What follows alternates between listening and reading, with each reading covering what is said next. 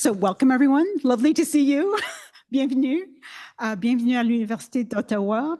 We're so lucky to be hosted here at the Lees campus, our newest building in support of the Faculty of Health Sciences. So we're absolutely delighted that you're joining us today here at this wonderful site. My name is Talia Chung. I'm the University Librarian and Dean of Libraries here at the University of Ottawa. And à l'Université d'Ottawa, lorsque nous nous réunissons, nous avons coutume d'offrir une affirmation autochtone en appui à nos efforts de réconciliation. Nous rendons hommage au peuple algonquin, gardien traditionnel de cette terre. Nous reconnaissons le lien sacré de longue date l'unissant à ce territoire qui demeure non cédé. Nous rendons également hommage à toutes les personnes autochtones qui habitent Ottawa, qu'elles soient de la région ou d'ailleurs au Canada. Nous reconnaissons les gardiennes et gardiens des savoirs traditionnels de tous âges. Nous honorons aussi leurs dirigeantes et dirigeants d'hier, d'aujourd'hui et de demain au courage indéniable. Merci à vous tous d'avoir pris part de cette affirmation dans le cadre de vos propres efforts pour promouvoir la vérité et la réconciliation.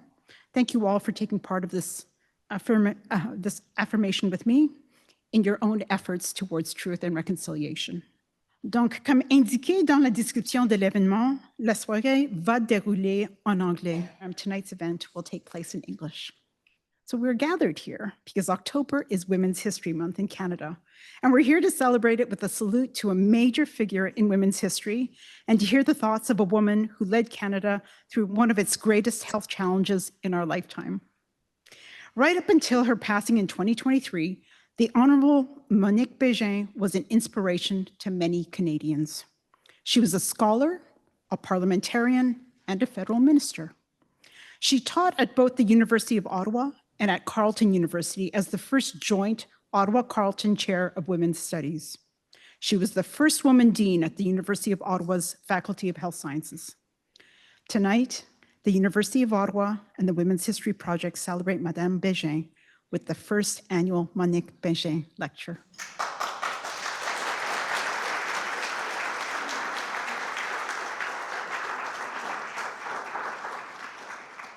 I'm hoping this evening will also provide an opportunity to reflect on what Mme Bégin brought to so many by hearing the story of another standout in Canadian health, Dr. Theresa Tam. As Canada's Chief Public Health Officer from 2017 to 2025, Dr. Tam's tenure spanned some of the most significant public health events in recent memory, including the COVID-19 pandemic, SARS, H1N1, Ebola, and MERS. I'm sure her observations on those experiences will contain lessons for us all. Before we invite Dr. Tam to speak, I would like to introduce our first speaker of the evening, someone who recently departed her previous role as Dean of the Faculty of Law's Droit Civil section here at U Ottawa in order to take on a new position as our leader at the University of Ottawa. Please welcome the 31st President of the University of Ottawa, Marie-Ève Sylvestre.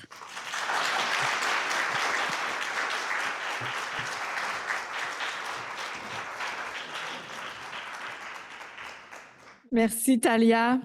Alors, Madame la Chancelière émérite, Huguette Labelle, membre du Sénat de la Chambre des communes, Dr. Tam, ex-administratrice en chef de l'Agence de la santé publique du Canada, Monsieur Alex Munter, chef de la direction de l'Association médicale canadienne, Madame Amy Mapara, coordinatrice, opération engagement jeunesse de la Croix-Rouge canadienne, Mesdames les vice-rectrices, Madame les doyennes Thibault et Chang, chers collègues, étudiants et étudiantes, diplômés et amis.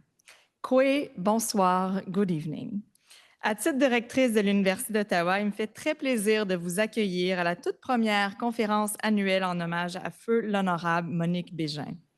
Organisée en partenariat avec l'Université d'Ottawa, cette prestigieuse rencontre touche à de grands enjeux qui ont marqué et qui continuent de marquer la vie des Canadiennes.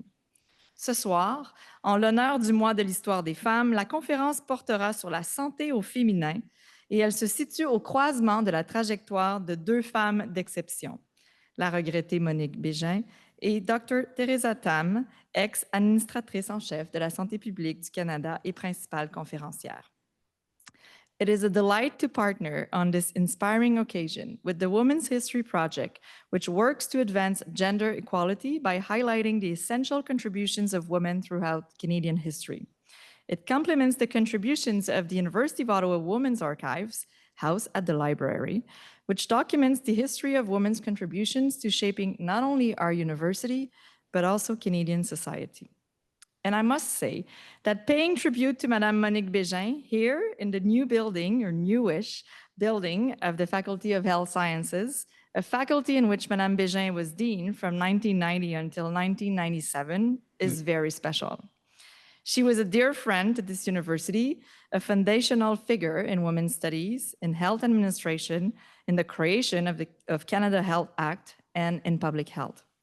She was also a true advocate and inspiration for those needing healthcare, seeking equal rights, and for people like me who value the pursuit of greater social justice. We have been fortunate with many alumni, faculty members, and leaders who have served Canada well, but few have challenged people's minds and moved people's hearts like the Honourable Monique Bégin. Dr. Theresa Tam, qui prendra la parole ce soir, est une autre figure incontournable de la santé publique au Canada. Dr. Tam terminait plus tôt cette année son mandat d'administratrice en chef après une carrière au service des Canadiennes et des Canadiens. Au fil des ans, elle a fait progresser notre expertise collective en immunisation, maladies infectieuses et en préparation aux urgences, en plus de contribuer à bon nombre de comités de l'Organisation mondiale de la santé et à de nombreuses missions internationales.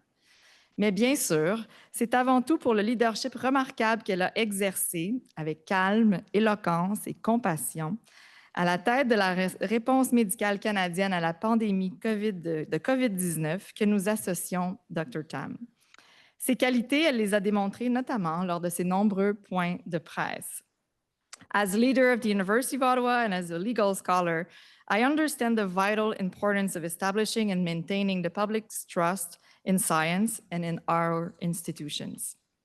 And during COVID-19, many of us saw this in the skill, finesse, and professionalism that Dr. Tam showed, employing evidence-based communications and focusing on well-researched information to achieve the best results for public health in Canada. There were many reasons why I chose to run for president of this university, but the most important one is the deep connection and immense pride I feel when I think about the University of Ottawa, the strength of our community, and our ability through research and teaching to have an impact on society. Les deux femmes que nous honorons ce soir, l'honorable Monique Bégin et Dr. Theresa Tam, nous ont montré avec force et humanité tout ce qui est possible d'accomplir pour le bien commun. Leur parcours illustre l'impact d'un leadership courageux, de systèmes de santé solides, de recherche rigoureuse, ainsi que des efforts soutenus des universités et des organisations à informer et à éclairer les citoyennes et les citoyens.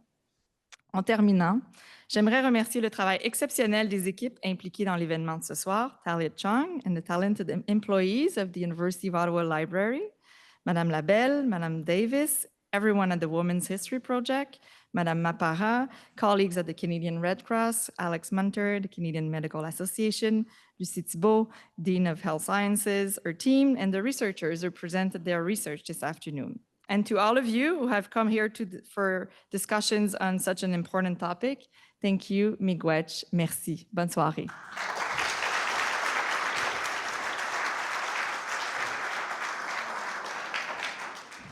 Merci beaucoup, Madame la rectrice, pour vos paroles inspirantes.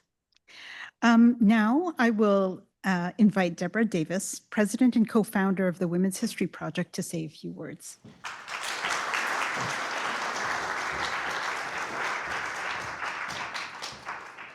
Thank you, Talia. I told you to tell them that I was the fun part of the party, and that to know me is to love me.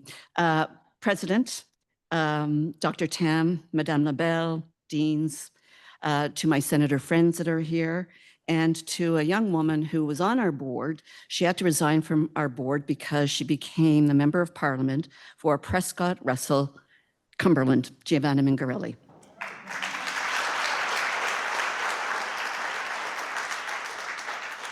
Welcome to our inaugural Monique Bégin Lecture, and thank you for joining us tonight. My remarks will be short because I actually would like to show you what the Women's History Project does. But first, our thanks. I want to thank the team who managed this event, to Talia, Leanne, and Julie from the university, to Amy and Andrea and Lai from our board, and to Sue, a dear friend. If you could just stand for a moment so people can recognize you, please. Thank you. There you go. Thank you also to members of the Women's History Board, some who are here tonight. Again, please stand. You support our work on an ongoing basis, and I'm very, very grateful.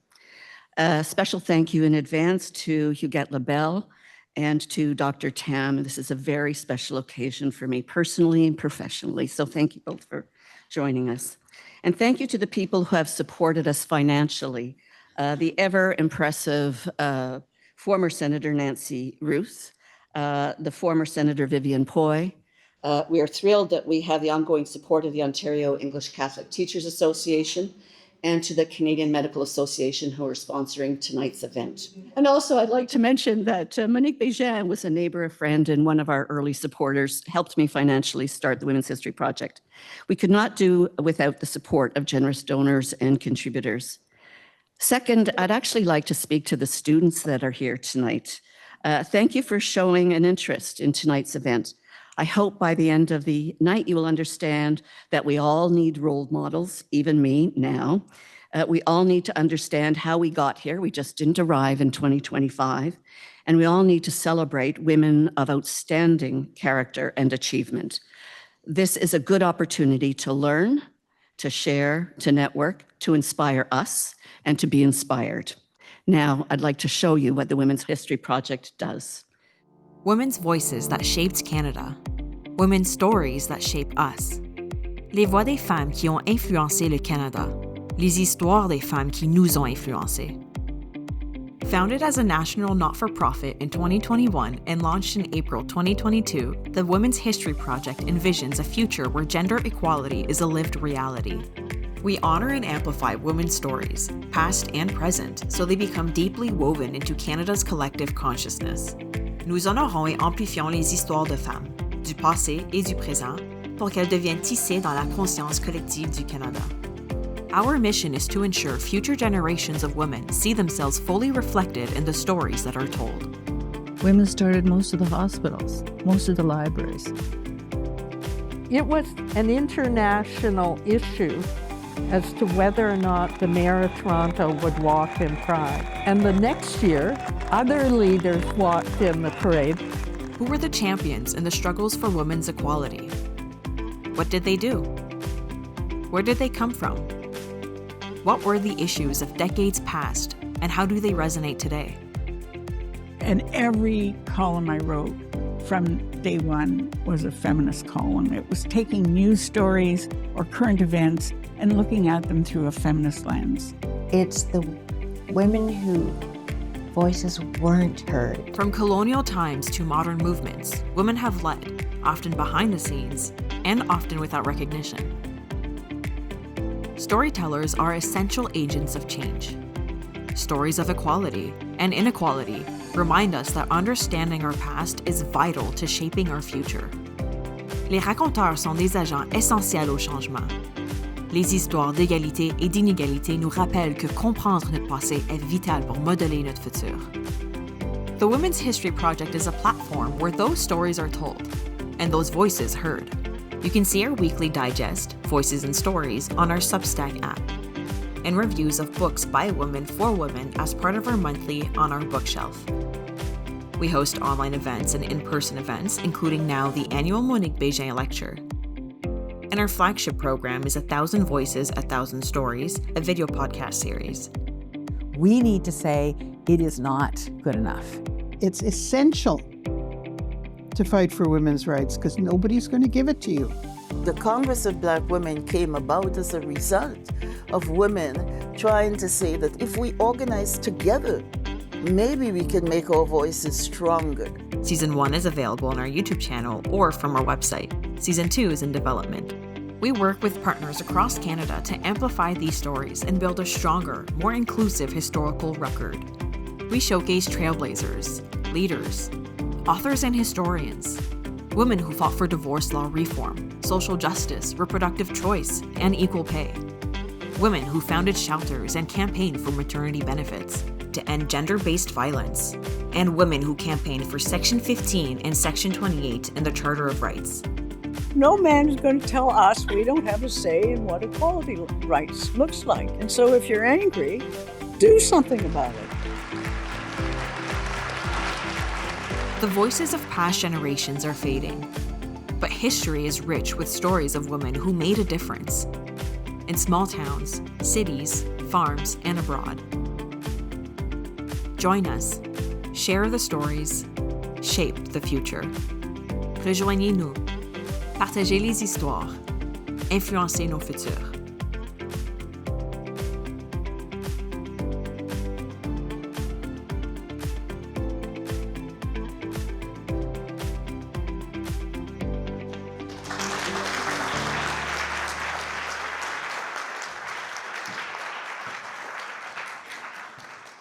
Deborah, that was fantastic. Thank you so much. And you are the funnest collaborator I have to say that.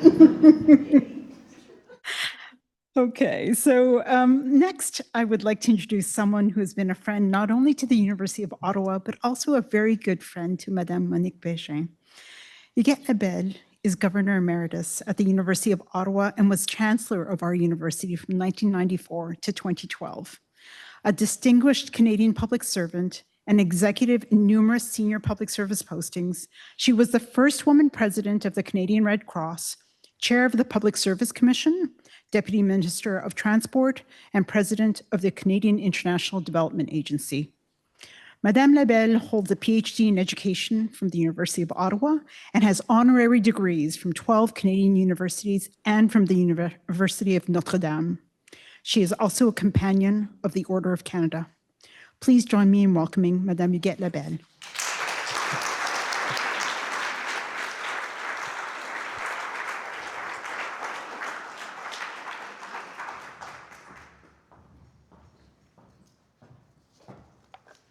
Merci, Talia, pour tes bons mots. Et c'est extraordinaire de vous voir ce soir. Tellement de personnes qui ont si bien connu Monique et qui pourraient dire encore beaucoup plus que moi tout ce qu'elle a accompli dans sa vie et les relations personnelles que vous avez eues avec elle, les amitiés qui ont été créées entre elle et vous-même. Donc, c'est avec beaucoup d'humilité, donc, ce soir que je partage quelques commentaires sur la vie de Monique. But before that, I'd like to express our total appreciation to the Women's History Project. I think all your supporters as well. I think, you know, just watching what we've just done, but also knowing about some of the work, and especially having started this special lecture for Monique last year, I think it's just great. So thank you so much for doing all of that.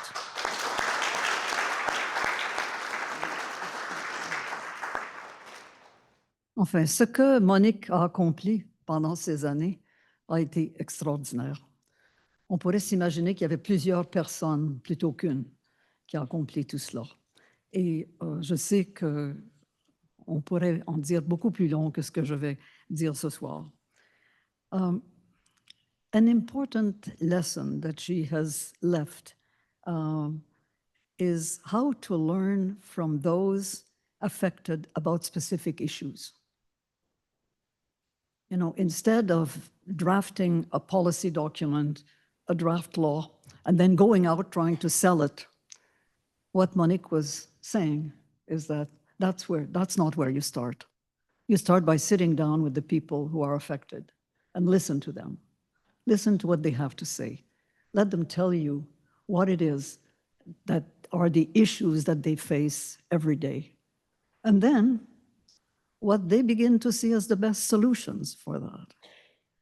So to me, this was always, and listening to her talking about this, was a lesson in how you do policies, programs, draft legislation in government, but also in institutions. You know, when you want to start a new program in a university, there's a lot of discussion that needs to happen. for those who might be interested students, not just the professors as well.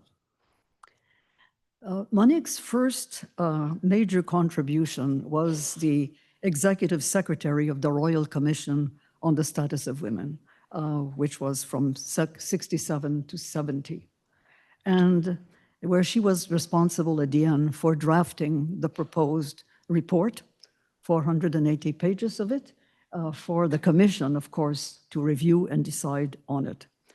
And she recounts how important the public hearings were pour écouter les gens, pour leur donner la chance de voir qu'est-ce qui est possible, qu'est-ce qui ne l'est pas, mais surtout pour avoir d'eux quelles sont les solutions qui devraient être là. She also indicates the side effects of those discussions had on the public interest once you go forward with a legislation or with a policy, but also their public support, not just the public interest, but their public support eventually, because you need that, because there will be people against whatever it is that you're proposing in those instances. And so, as she later indicated, the impact of this commission continues to be felt in many different ways concerning women equality, concerning the Charter of Rights that was established, concerning the Canadian government ensuring that there is a status of women issue in each policy document, in each draft legislation, and so much more. I'm just using a few areas of examples. Monique a été une des 3 premières femmes au Québec à être élue au Parlement. Et c'était un territoire qui n'était pas bien connu pour elle. Elle nous dit dans son livre, Ladies Upstairs, comment difficile ça a été pour elle au début. Et parce qu'elle n'avait pas d'expérience antécédente dans ce domaine-là. Et elle n'était pas habituée à tout ce régime qui existe avec les comités de cabinet, ainsi de suite. Donc, elle a trouvé ça pas facile du tout au début. But it is as Minister of National Health and Welfare that Monique Bégin has left most important legacies. First of all, providing the Medical Research Council with significant additional badly needed resources. I remember one day I was waiting to get into the cabinet meeting, as deputy ministers did, to stand or sit behind their minister when we had a project to propose. And she came out, and she was in tears, literally, because she had been trying so much to get additional resources for the Medical Research Council, as it was called at that time. And it wasn't working. There were other priorities that were more important, as was discussed around that table. But she eventually succeeded. And from the period that she was minister, the budget for the Medical Research Council increased from 58 million to 157 million. A very important piece at that time. And of course, this has grown in them. The second point that she has achieved was the introduction of the child tax credit, which would replace a whole lot of different pieces of legislation. And this benefit was no longer taxable as the previous ones were. And it was also easier for families to understand what this was all about. And it paved the way for the current Canada Child Benefit, which exists today. And although all of these, the child benefit, which is from age 6 to 17, I think, has been tremendously helpful. Although we still have a high poverty level for young people in the country. But I don't know what it would have been without her effort, what it would be today. I'm sure it would be so much worse. But her most significant contribution concerned healthcare for Canadians. She became minister at a very difficult time. From 79 to 80 especially, this was a very difficult period. A significant number of doctors opted out of the health program in some provinces. Several thousand doctors and specialists extra billed their patients in one province in particular. And, you know, one province announced daily user fee for the chronically ill who were left in hospitals because there was no place for them somewhere else. So there was an additional, you know, that they had to pay. These are things I didn't know, to tell you the truth. It's only when I read her book that I saw that.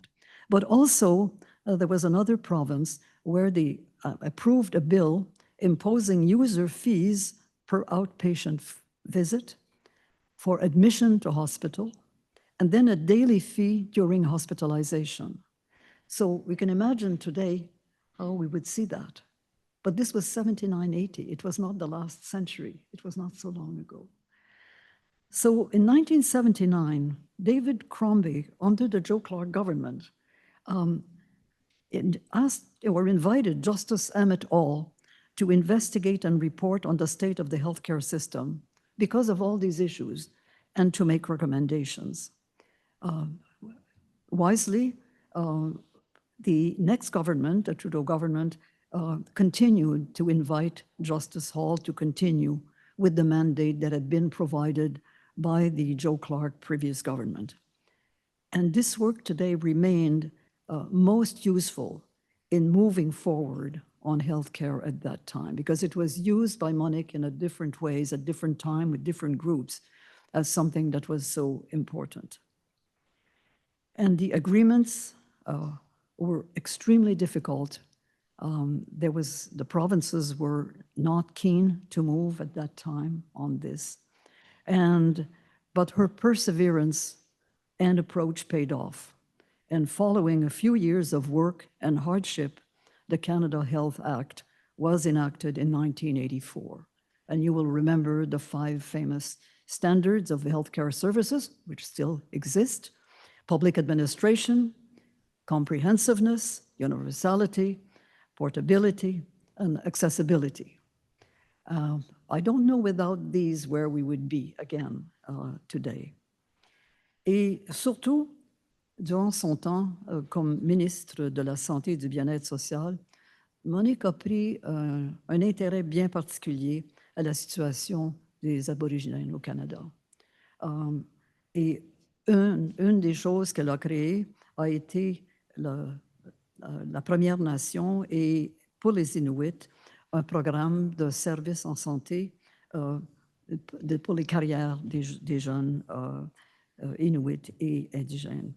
So this program of now, First Nations and Inuit Health Careers Program was also tremendous in helping Indigenous people to reach university level, which may not have been as easy otherwise. But she also was involved in the devolution of health services to band councils. Agreements were negotiated with 75% of budgets transferred for different programs to the band councils at that time. And that was also something that had been expected, wanted by the Indigenous people around the country. So during her time as minister in the Canadian government, back in the late 70s and 80 to 84, Monique paved the way for a number of benefits that remain with us today. And I'm just highlighting a few of them. Et en 1984, Monique a décidé de ne pas se représenter en politique. Et à ce moment-là, ou très peu de temps après, elle a enseigné à l'Université Notre-Dame aux États-Unis et aussi à d'autres endroits, mais elle est devenue la coprésidente du programme sur les études pour les femmes entre l'Université d'Ottawa et l'Université Carleton. Elle a fait ça pendant 4 ans, qui a été, je pense, très intéressant pour elle, et ça l'a ramenée dans le secteur académique où elle avait vécu avant d'entrer en politique. De là, évidemment, elle est devenue la doyenne, la première doyenne de la Faculté des sciences de la santé à l'Université d'Ottawa. Et je suis certaine qu'elle est un peu là, entre nous ce soir, qu'elle est là. And in her memoir, she has a message for the younger generation of women. And to those of you who are here tonight, who are students, I'm sure that you would be interested. And she said, to the younger generation of women today, there are many challenges still, but the tools to address them are quite different. You have to reinvent the way to force action to improve the status of women, be it pay equity, be it violence against women. It's your challenge to use modern media to push social change and gender equality and to work with male allies who support your cause. And that's what she did all throughout her years. Monique a fait plusieurs choses. Ensuite, lorsqu'elle a terminé comme doyenne en 1997, elle a fait partie de plusieurs commissions, de plusieurs organisations, whether she was commissioner for International Commission of Population and Quality of Life, she was co-chair of Bob Ray's Commission on Learning, she was a member of the WHO Commission on the Social Determinants of Health, and the list continues and is long, and many of you could add to this list. Monique a aussi reçu plusieurs doctorats honorifiques, 15 entre autres. It is the statement which was pronounced when she was honored as Companion of the Order of Canada in 2002, to me that best describes Monique's legacy to all of us. And it goes as such, I quote, "She remains an inspiration to generations of leaders, particularly women, who can occupy a wider range of senior management positions in government and academia as a result of her activism." Et je voudrais vous suggérer de lire son livre, Ladies Upstairs. Et je l'ai lu, moi, pour une deuxième fois. Et je dois vous avouer que j'ai appris la deuxième fois encore plus que la première fois. Donc, je vous remercie d'être avec nous ce soir pour venir célébrer la vie de Monique Bégin. Although you have already heard some parts of what Theresa Tam has done in her life, and still a long life ahead, Theresa. But we're so pleased tonight that you have accepted to make the significant speech that you will. So Theresa was named Canada's Chief Public Health Officer in June 2017 and concluding her tenure in June 2025 in that position. It gives you an idea that this was an easy time to be in that position. And all of us, Theresa, saw you nearly every day during that difficult period of COVID-19. And I think we felt reassured that there was a leader in town, there was a senior person in the country who was there to worry about this and do something about it as well. So Dr. Tam is a pediatric infectious disease specialist with expertise in immunization, emergency preparedness, and global health security. As Canada's national public health leader, she has played an instrumental role in helping to guide Canada, as we mentioned, during the COVID-19 pandemic, including the rollout of the largest vaccination campaign in Canadian history. She is a tireless advocate for a strong, integrated, and equity-focused public health system, one that addresses the root causes of poor health and centers the needs of populations facing structural disadvantages. Through her annual reports, as head of the Chief Public Health Officer, she elevated critical issues such as health equity, climate change, mental health, and addiction, the toxic drug crisis, and the urgent need to modernize Canada's public health infrastructure. She challenged health system leaders and decision makers to think beyond the clinical embrace the social structural determinants of health made. Dr. Tam has also been a national voice for truth and reconciliation in public health, calling on the sector to support Indigenous-led solutions and uphold Indigenous rights to health and self-determination. Her leadership has helped create space for respectful dialogue and accountability in Canada and in our health system. Thank you so much for all you've done, and welcome to this podium, Dr. Tam.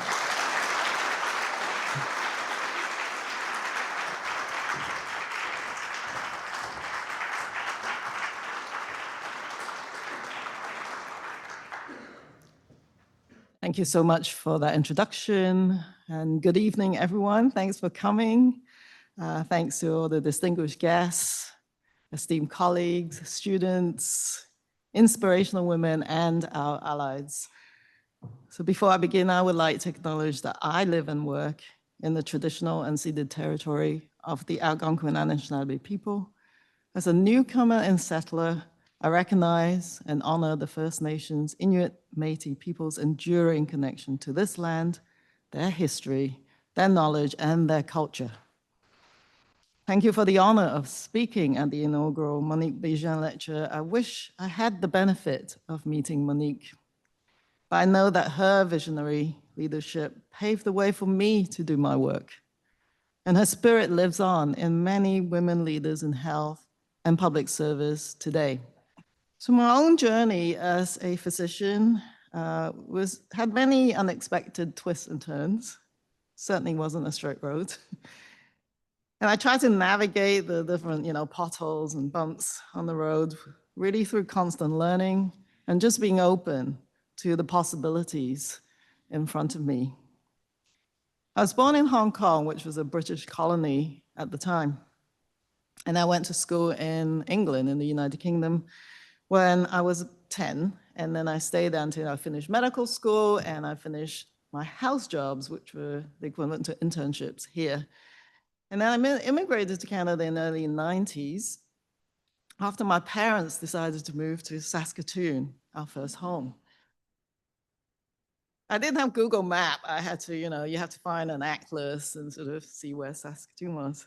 But I was so excited to be able to live in this incredible country, this beautiful country, but a country where there is a universal healthcare.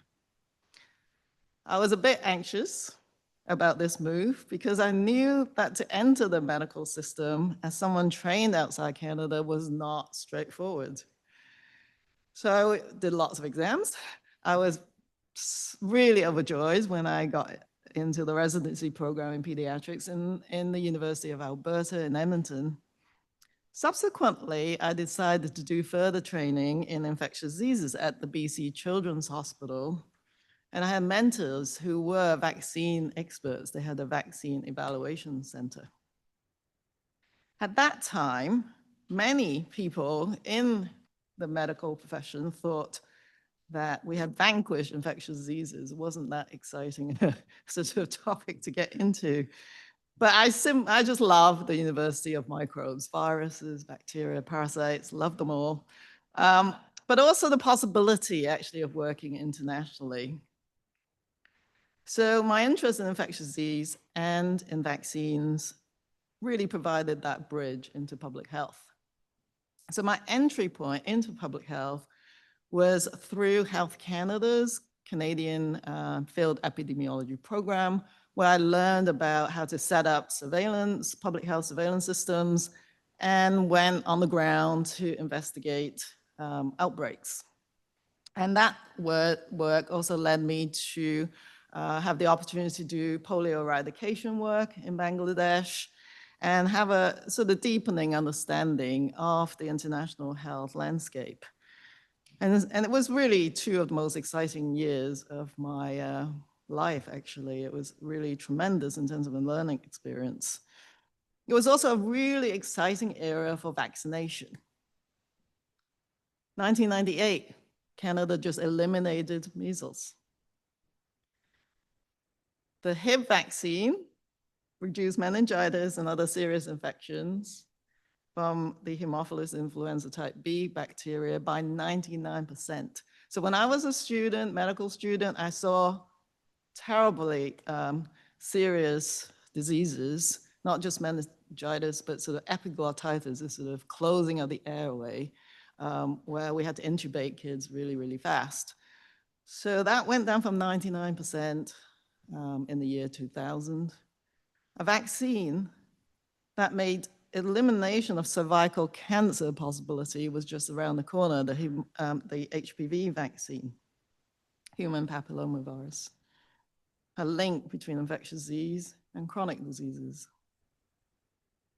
So the SARS outbreak was a pivotal moment for the public health system and also for me personally. So When the SARS outbreak occurred in 2003, lots of lessons were learned. The Public Health Agency was created. The position that I subsequently occupied was created. And I transitioned full-time into public health. I knew I couldn't really do both clinical and public health at the same time, but it was the most difficult decision of my career, because leaving clinical practice, which is what I've been trained in, was really, really sad, actually. I loved seeing kids. But what really sort of where my heart was preventing illness and the promotion of well-being in populations and communities. And I was really quite interested to learn about how we can change systems and structures to improve health for everyone. I recently attended my medical school class 35th anniversary reunion. Never been to one before, but you know, it's the first time. During that event, it struck me how far women have come in my profession. I chose to study medicine at the University of Nottingham, the first medical school that was established in the United Kingdom in the 20th century. Every one of the other ones were quite old, quite well established. But it was ahead of its time in striving for gender parity and diversity. In that era, there were very few women consultants or women as heads of departments, but there were some exceptions. I really remember Miss Capilla, who was an incredible pediatric surgeon, came to us from Great Ormond Street, and she did her ward rounds in her fantastic saris. So you can't forget that image. Dialing forwards to today, the Federation of Medical Women of Canada celebrated its 100th anniversary last year. Women now represent 46% of physicians, compared to 2% a century ago. We're entitled maternity leave, and we're now in leadership roles across the countries, across the specialties. Women have been playing a profound role as advocates, champions, and catalyzers for change in our health systems and in society as a whole. As health advocates, we know that health is created where people live, learn, work, and play, which now includes the cyberspace. In addition to accessing healthcare, the social determinants of health, education, income, housing, social connections, and the environment, including digital and commercial, have a profound influence on our health.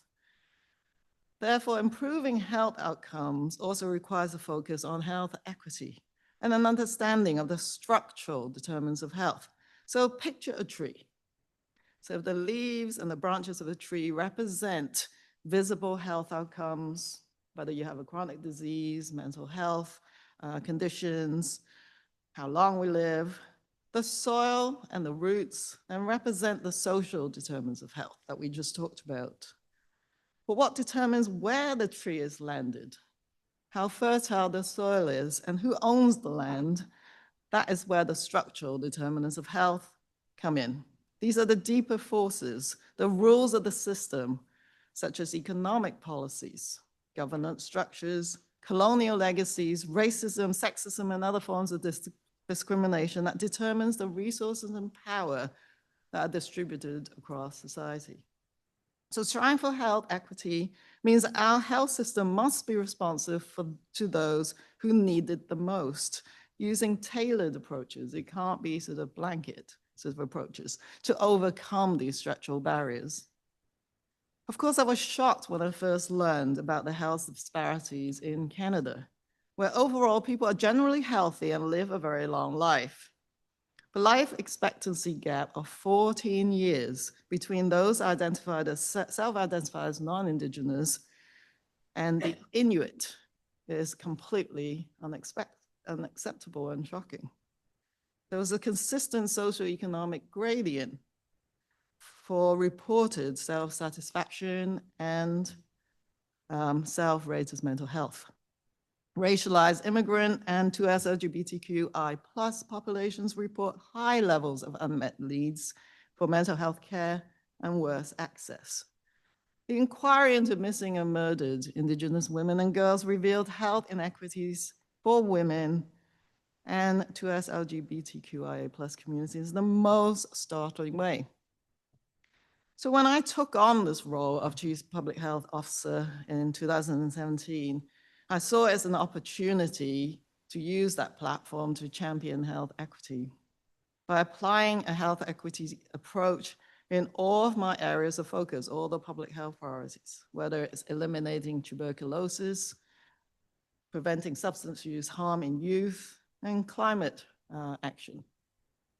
So I try to address inequities in our health system through working together with my colleagues in the provinces and territories through the Public Health Network, with health professional organization groups, and through my annual reports on how we can reduce intersecting stigma and discrimination and in a system that is meant to care for others. So being a champion for equity has required a personal journey, mainly of deep self-reflection, learning and unlearning, learning how to be allies to First Nations, Inuit, and Métis leaders in support of their self-determination on health. It took a lot of time, a lot of trust building, massive doses of humility, checking my own biases, listening, giving space, and providing support. At the same time, it's been a really joyful and inspirational journey, learning from knowledge keepers, elders, but also learning from fellow settlers on the same journey as me. And so achieving health equity is a multi-generational endeavor. And the key is we mustn't give up, and progress is being made. I look at Alex and I sort of have to acknowledge the Canadian Medical Association's apology to Indigenous peoples last year as an important first step towards truth and reconciliation and healing. Hanui Pita, the ongoing National Inuit Health Survey by Inuit for Inuit, is producing its early results. There is a path towards First Nations data sovereignty through work of the First Nations Data Governance Center. So that is progress. So lots of people didn't know who I was before, but you know, the people who tuned in and watched TV came to understand that during the pandemic, that there is a Chief Public Health Officer. And for me, helping to lead Canada through this extraordinarily challenging period was very exhausting, but also rewarding for me personally and professionally. With the massive increase in visibility of Chief Public Health Officers and Chief Medical Officers came increased public expectation to provide leadership, regular communications, real-time updates, real-time guidance, in addition to being what was my key role as a science-based advisor to our policy decision makers. The most moving experience for me was seeing people in Canada coming together to protect and support each other, showing the power of social cohesion and really trust in each other as the key drivers of success in tackling really complicated societal issues. Delivering on the largest vaccine program in history took unprecedented collaboration globally and domestically, and whole of society responses that resulted in Canada having one of the highest vaccination coverage in the world and prevented many deaths and other serious outcomes, something that we should be all proud of. Coming back to the theme of health equity, we know the COVID-19 pandemic affected everyone, but the impact was not the same for everyone. So older adults, remember the people living in long-term care homes, in congregate settings, healthcare workers, but especially remembering personal support workers, agricultural and food sector workers, Indigenous communities, though living in lower income neighborhoods, women experienced the greatest impacts. So it was very important that social and economic supports were provided to ensure that people were able to protect themselves and their families.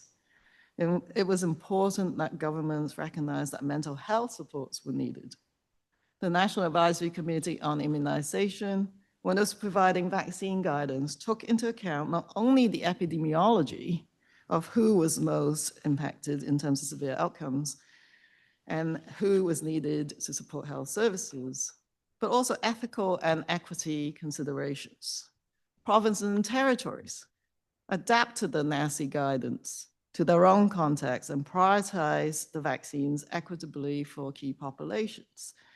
There was a preprint that was published in the Canadian Medical Association Journal just last year, showing how the provinces and territories adapted to support Black communities, First Nations, Indigenous, Métis populations, non-medical essential workers, people experiencing homelessness, and individuals with disabilities.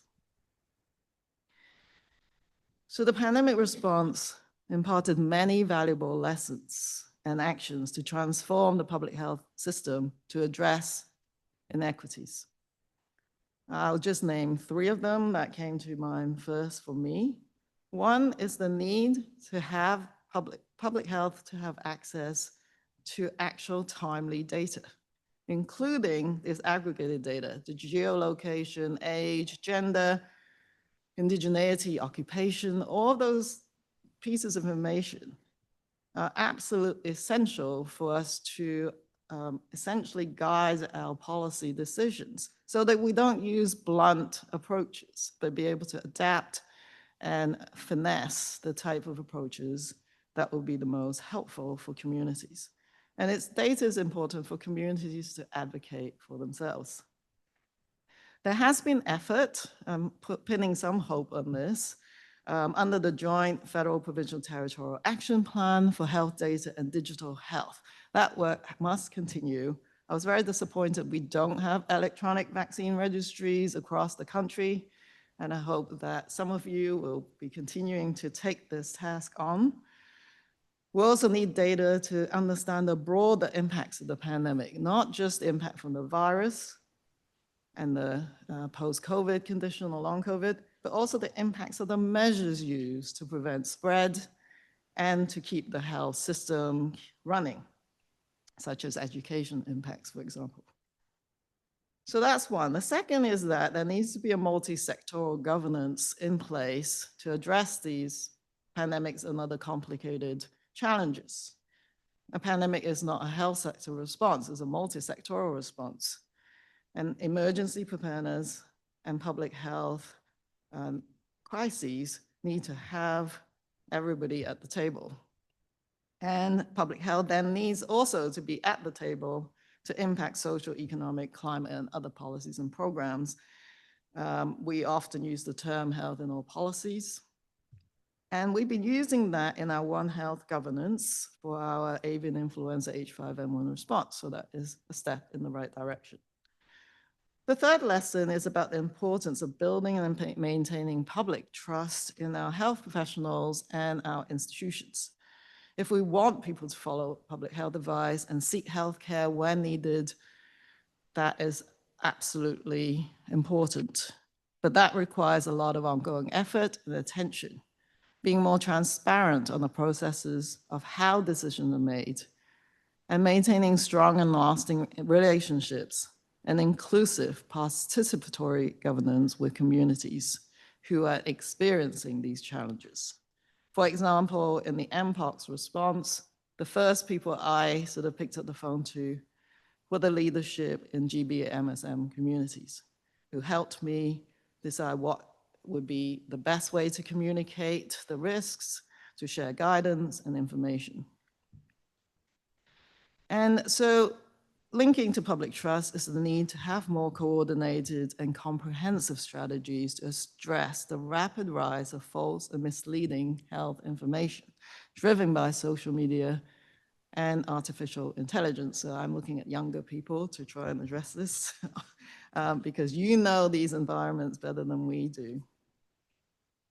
2026 will be the 40th anniversary of WHO's Ottawa Charter on Health Promotion.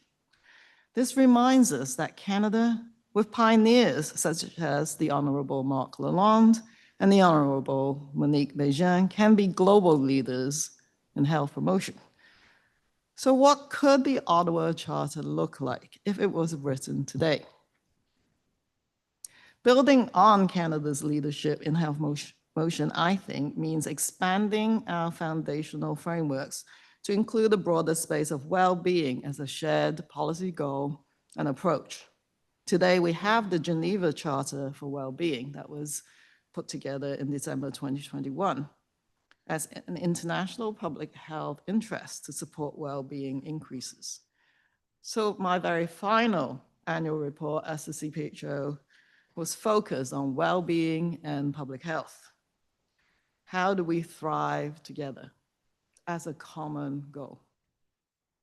Prioritizing well-being means focusing on the bigger picture and advance health, social, economic, and environmental priorities together to promote human and planetary thriving.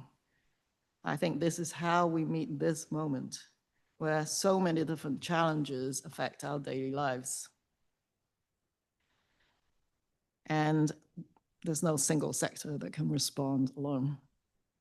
We have to move beyond economic indicators like the GDP as a measure of how we're doing. At the federal level, there's a quality of life framework for Canada, including a broad suite of indicators that is currently being leveraged to measure what matters most to people right now, and so that we can help drive evidence-based budgeting and decision-making.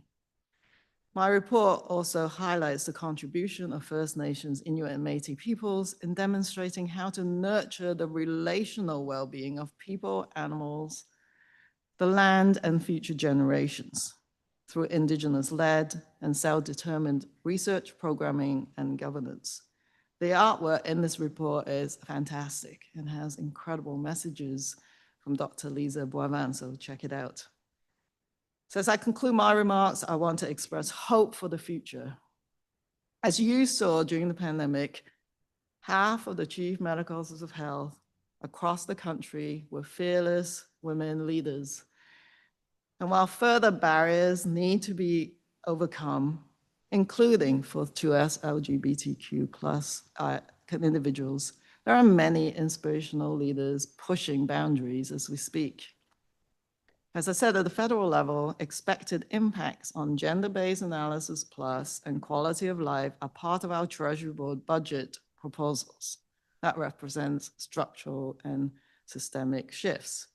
Health equity is integrated into our health portfolio's pandemic and health emergency plans. That is progress. So the moment is here. Youth will lead the way. So I continue to encourage all of you to continue all the great work that you're doing in your communities and beyond. So thank you once again for this honor. Thank you.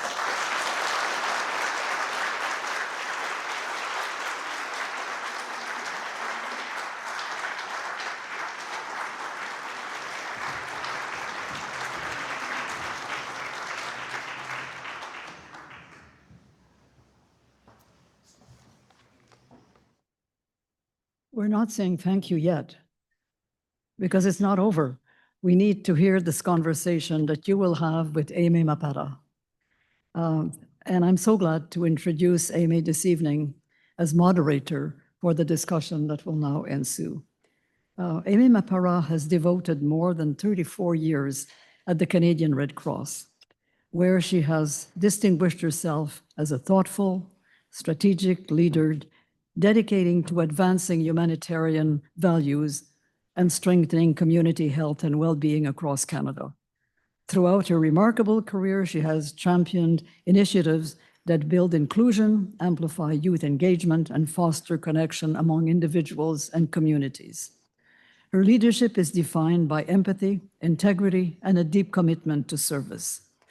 C'est donc très intéressant ce soir que Amy soit avec nous et qu'elle puisse faciliter cette discussion avec le Dr Tam et de s'assurer que, dans le fond, que le leadership des femmes continue et comment on peut l'explorer que ce soit dans le domaine de la santé ou autre, et les leçons que nous avons apprises à travers le temps et qui fait qu'on a besoin d'un impact continu avec un leadership qui a toute la compassion qu'on doit. Merci, Aimée. It's all yours.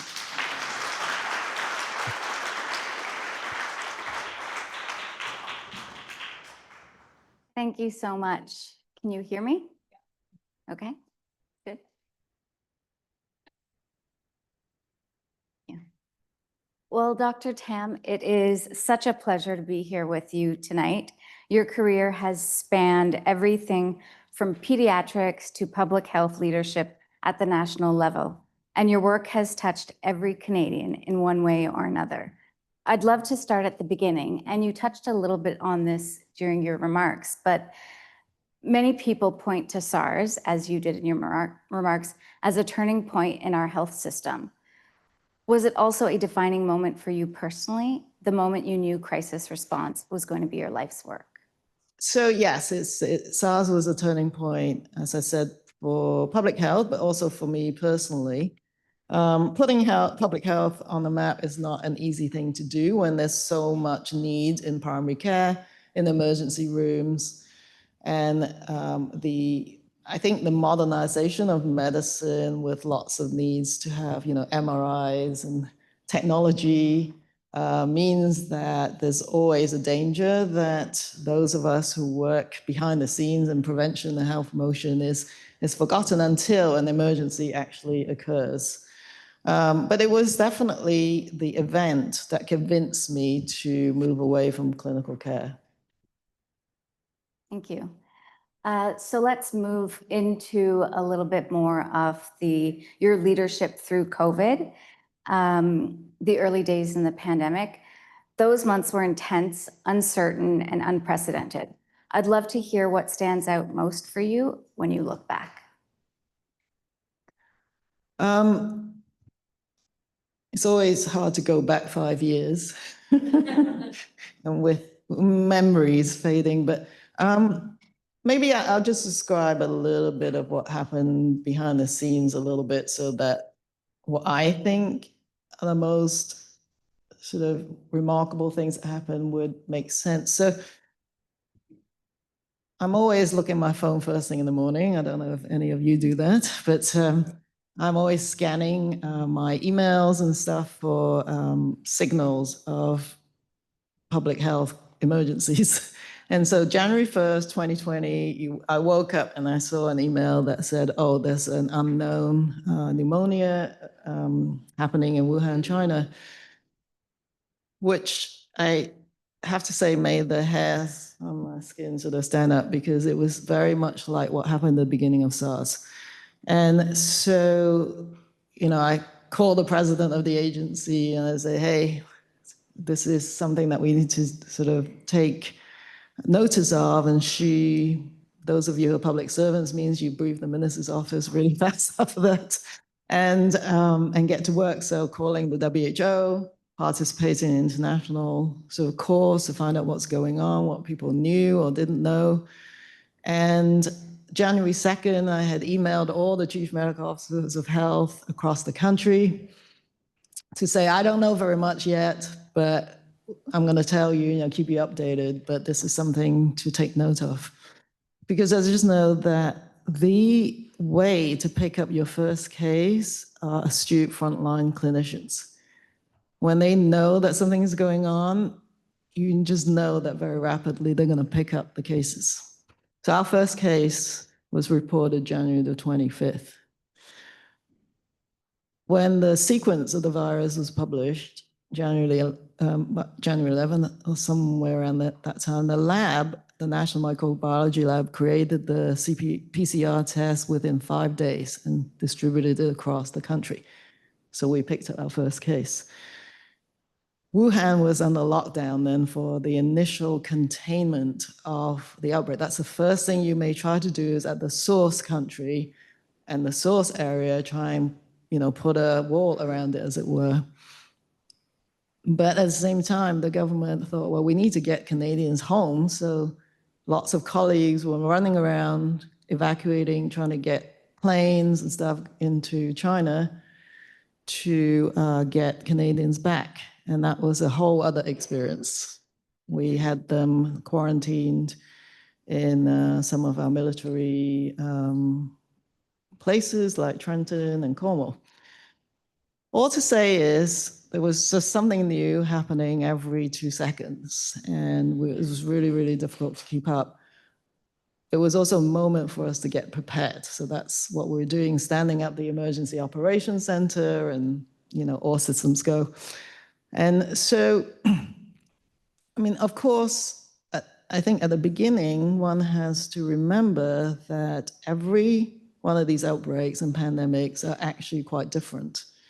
There's a tendency always to go back to your last outbreak or your last pandemic and think, and because you've learned lessons from that and applying those lessons, but you really have to adapt to the knowledge of the virus as it evolves.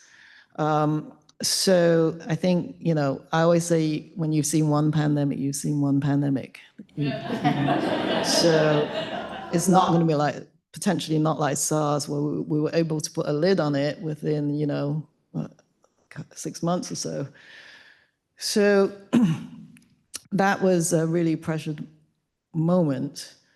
But I think the other thing is, when there was initial attempt at containment, we have to sort of plan for the worst, which is that containment wouldn't work. And that the next step would be to slow down the spread. We could.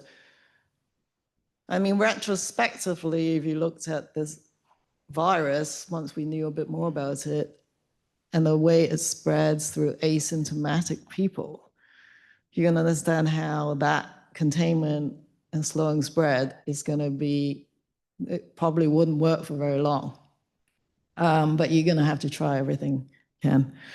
I think as leaders, we always have to, go into action without all the information.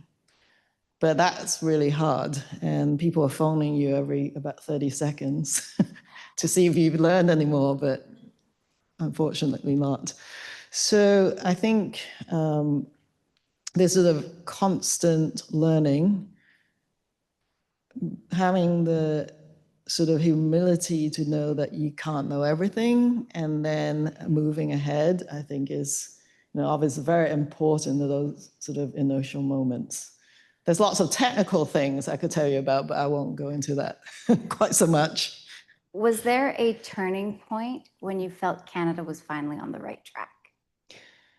So, I had the first press conference with the Minister of Health, Minister Haidu, on January 25th when we had our first case.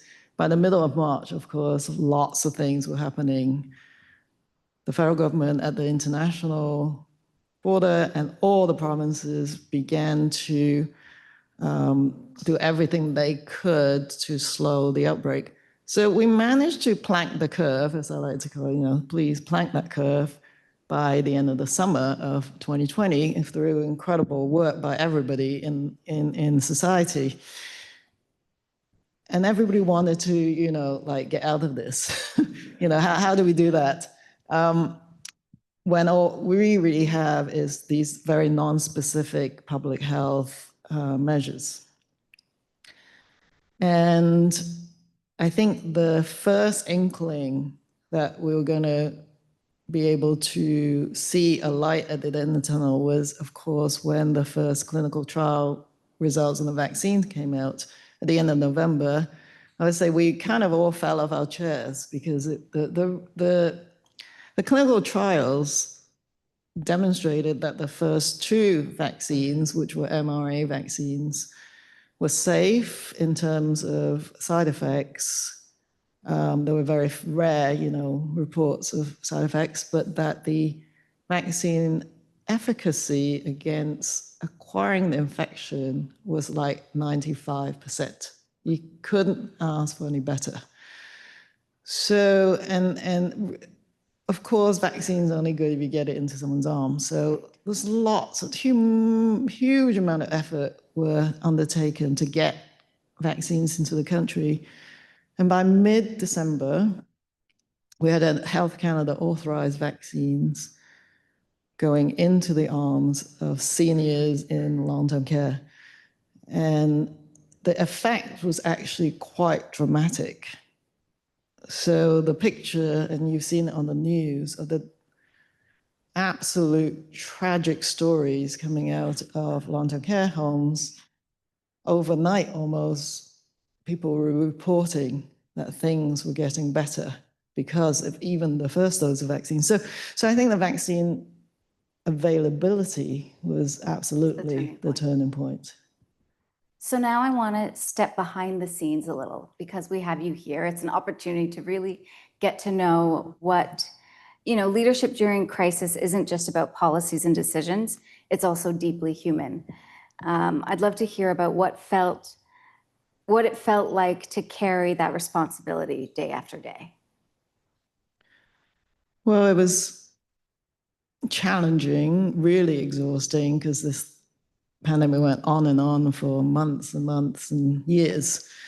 So I think it's like running an ultra marathon, but probably multiply that by a few times. And so, I think that just trying to get up every morning and sort of look at the next day and convincing yourself that you can actually get through it, of course, happened repeatedly for 1,000 days, basically. So that was really hard.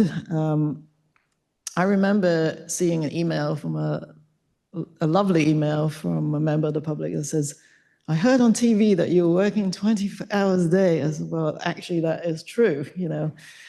I lost a lot of sleep." So 20-hour days consist of like international calls at like 5, because that's how, everybody's on different time zones. Lots of meetings begin at 7 or 8. You got to get ready to brief your minister and your prime minister and the cabinet. You got to have to gather as much information about the updates of cases and who's in the hospital.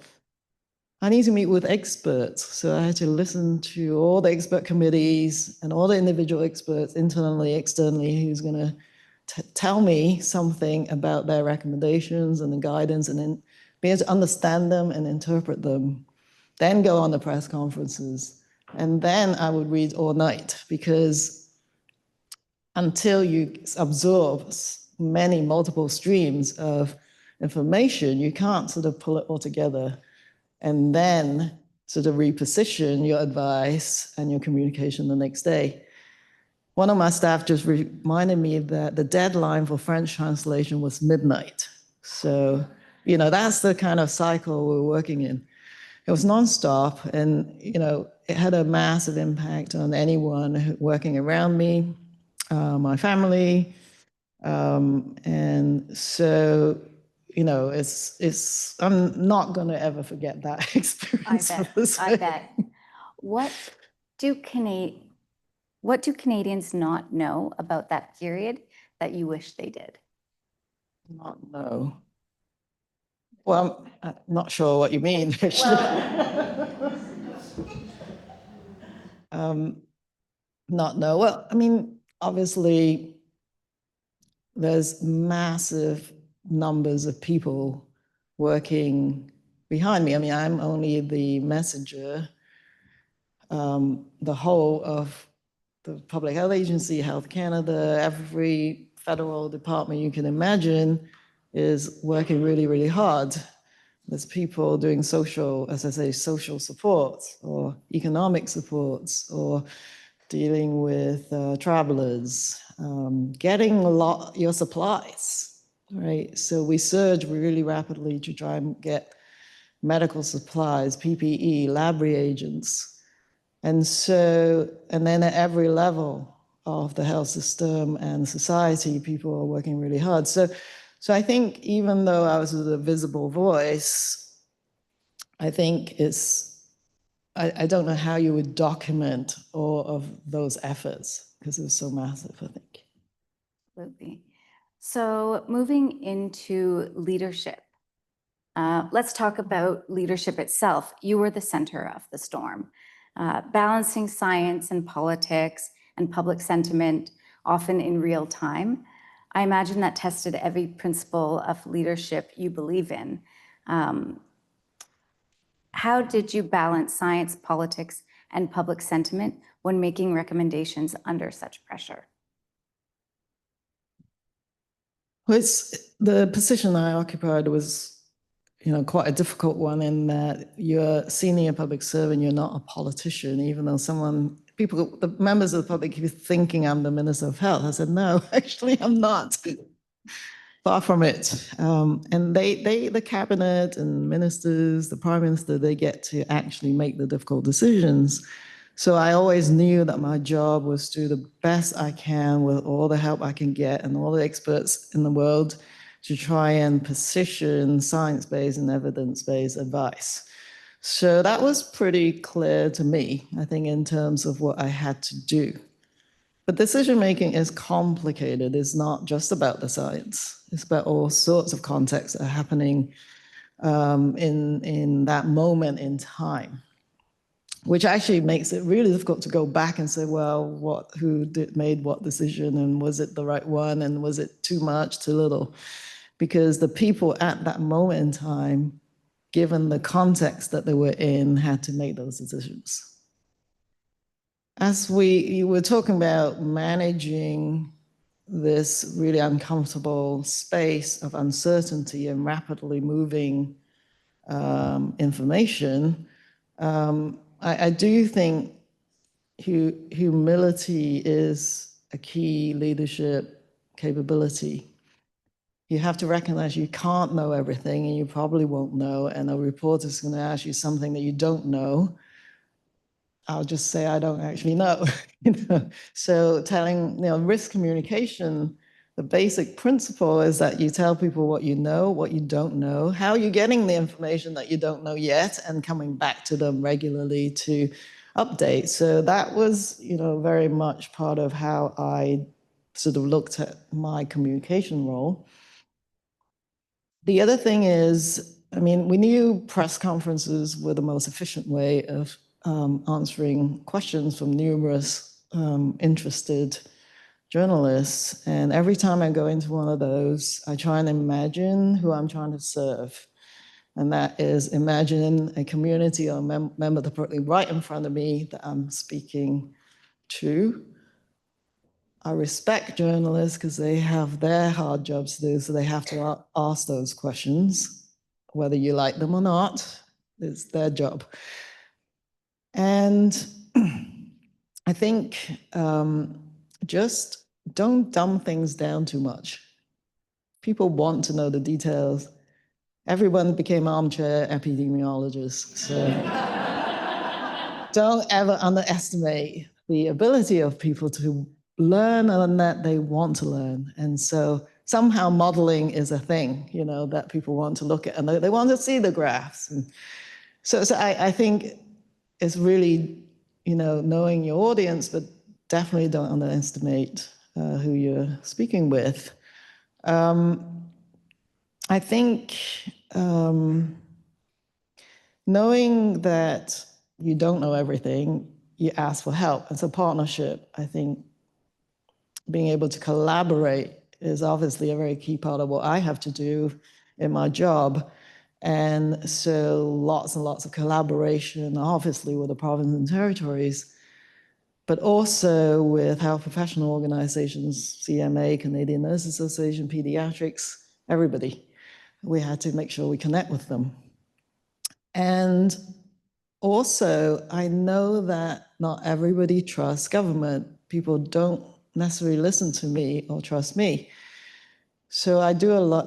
I extended really my reach by providing information and supporting community leaders, others who are trusted by their communities, to be the voice that would reach people that won't listen to me as a specific person. So I think I guess I would call it sharing power. You really, if you look at health equity, sharing that power, ensuring that communities can self-determine how they were going to protect themselves would be, really, really important.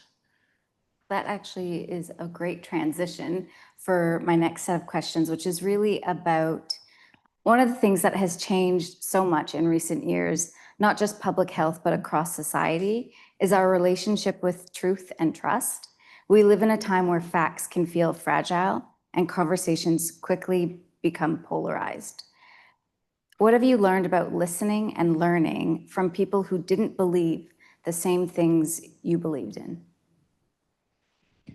Well, I think it is really important to try and listen and understand where different perspectives come from, obviously. I think it's really important to come to the middle. You're never going to all agree, but being, part of my job was trying to convene and see if we can achieve consensus. So that's really important. But if we, given, the first pandemic in a full-on social media age, understanding, having the evidence, the research, behavioral science to try and understand what is happening in the cyberspace as well as in, daily contact, means that we had to sort of really ramp up our learning and our, on how to actually engage in that space. Governments don't tend to be that relatable and innovative and, maybe in our, we put out public service announcements. I remember, standing in front of green screens and doing these public service announcements. But I think being able to partner with public health professionals who are trusted, doctors, nurses, pharmacists, they're trusted by the population. And so I think leveraging their voices, giving them tools to be able to communicate and reach many other people was really important. Having social media content creators engaged was, one approach to try and get into spaces that we can't in the social media space.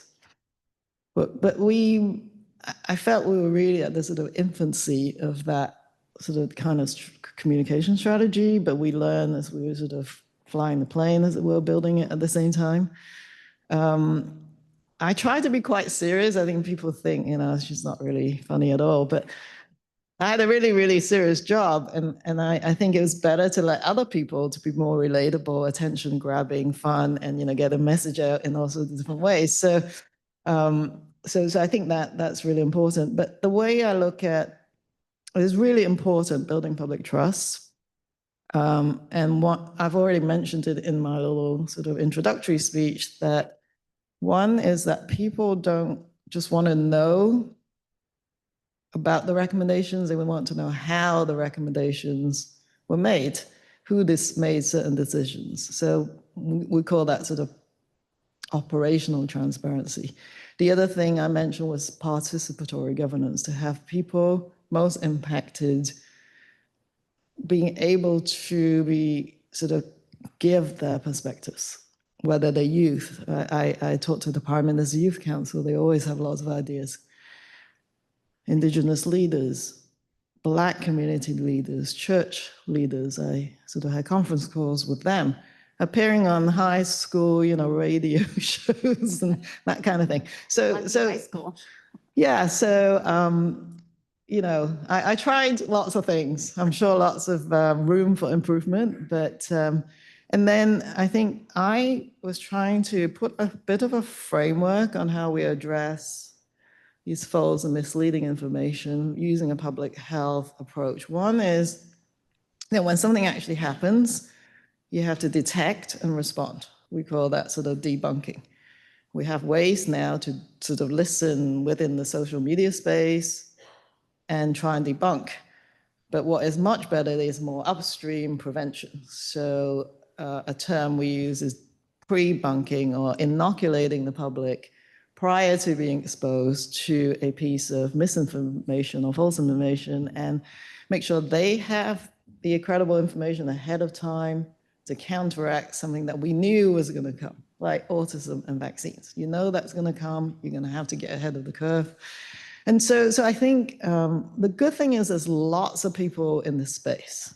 The challenge is being to connect all the people trying to work to address mis and disinformation so that we can work better together and more efficiently. Amazing. So after so many years of leading through crisis, how does it feel now to pause, reflect, and take a breath? Feels great. I bet.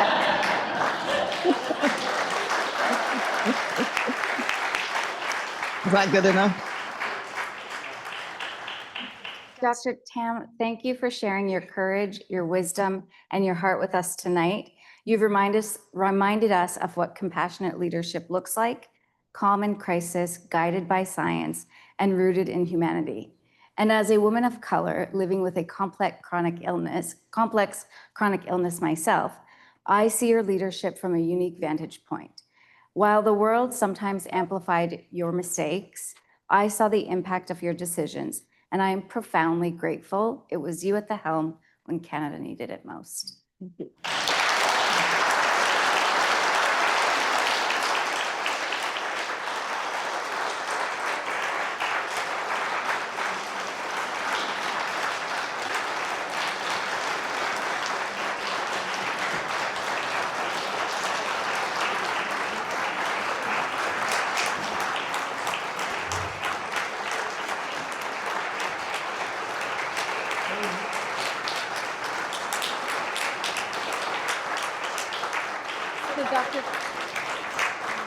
One of the things that I often say is time is the only currency we spend without knowing our balance.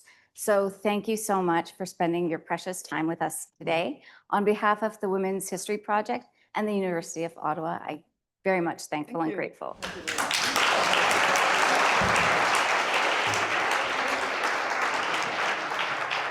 So my name is Alex Munter. I'm the CEO of the Canadian Medical Association. C'est pour moi personnellement une joie de retourner ici à ce magnifique édifice, le bâtiment que Lucie a construit, la doyenne Lucie Thibault. Et je crois que Monique Bégin, en tant qu'ancienne doyenne, aurait été tellement impressionnée, tellement fière de voir jusqu'à quel point la faculté a avancé au fil des ans. I think Monique Bégin would also enjoy the irony of the Canadian Medical Association being the sponsor of this event. And I would echo Mme Labelle's encouragement that you read Ladies Upstairs. It's a great autobiography, and it documents the ways in which the CMA kind of got in the way of Mme Bégin. And the fact is, you know, she was on the right side of history, and over time, CMA has come around. So there's a happy ending to the story. Thank you, Theresa, for tonight, obviously, but for your remarkable leadership over the years. And as you know, the CMA shares your concerns about false health information, and we'll be putting some focus on that in coming years. And perhaps now, you know, both as a CMA member and with the shackles of public service off, maybe we can have, you know, Theresa unleashed and working with us on false health information. But for tonight, I just want to say thank you and present to you this small token of our appreciation.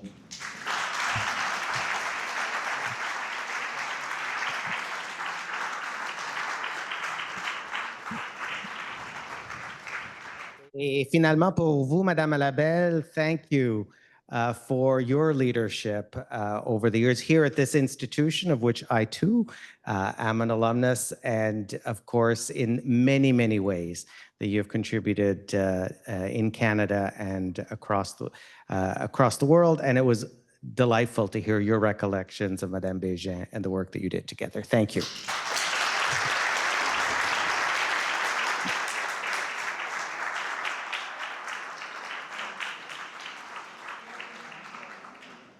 We just have to have a few closing remarks. Tonight's been heartwarming. Monique was a friend and a neighbor. And when I was a very young staffer on Parliament Hill, she was an inspiration, but she was scary. I just remember they were scared of her. But to put it in context, people are afraid of me. They think I'm scary. So, you know, it's all relative. But in hindsight, Monique was a woman of great character and considerable influence. And to Dr. Tam, thank you for this tonight. You're carrying on as an inspiring leader in the public health sector. I always thought health was about a family doctor, which of course I don't have anymore. So if any doctors are here and want. But I always thought, you know, it was about medicine. It was about the doctors you see. I didn't give a lot of consideration to public health, with the exception of that food chart. You know that food chart? Yeah, what you're supposed to eat. It doesn't include chocolate. I'd like to offer a special thanks to the University of Ottawa, and especially Talia Chung and her team. This is the second event we've worked on, and there is so much more that we could do together. I think strengthening our academic community partnership and that is of value to both our organizations. Certainly the rigor of academic research, access to publications, insights to the equality movement, introductions to academics themselves and to students, all are very invaluable to us as a community organization. And in turn, we want to expand our efforts in public education, community outreach, and amplify all the good we bring together as partners. So thank you very much, Talia. Thank you to my team, to our board, to the Catholic teachers and their ongoing support, and to the Canadian Medical Association, to Alex, especially. Thank you very much. I didn't know that story about Monique. That was good. And to the students here, we need your help. If you enjoyed tonight and you want to hear more and you want to do more, we need you. We have ambitious social media plans, and many hands make light work. And when I was a student, I learned how to print silkscreen posters. I can tell you all about that later. But now the Instagram, the Blue Sky, X, Substack, TikTok, we need your help because I would like the Women's History Project to go viral. Please feel free to see me if you would like to help us. If you would like information about how to support us, we have some cards here. We're always looking for more financial support so we could do more of what we want to do. Again, thank you for supporting the Women's History Project, and thank you for an absolutely fabulous evening.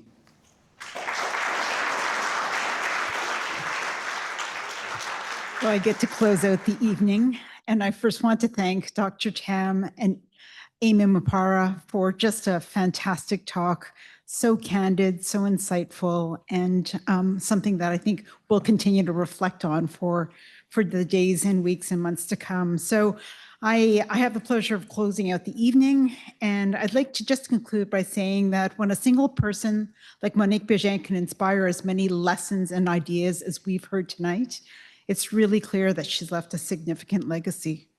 It's also clear that when a historic health leader like Dr. Tam looks back at that legacy as inspiration, we have so much to learn, not only from the women who steer our healthcare systems today, but from the many who have influenced it throughout the past. J'espère que la discussion de ce soir nous a tous permis d'apprécier davantage le travail accompli par les femmes qui ont contribué à mettre en place et à renforcer le système de santé au Canada. I thank you all for joining us this evening. Hope we'll see you soon again at a future event of the University of Ottawa and the Women's History Project. Merci beaucoup et bonne soirée.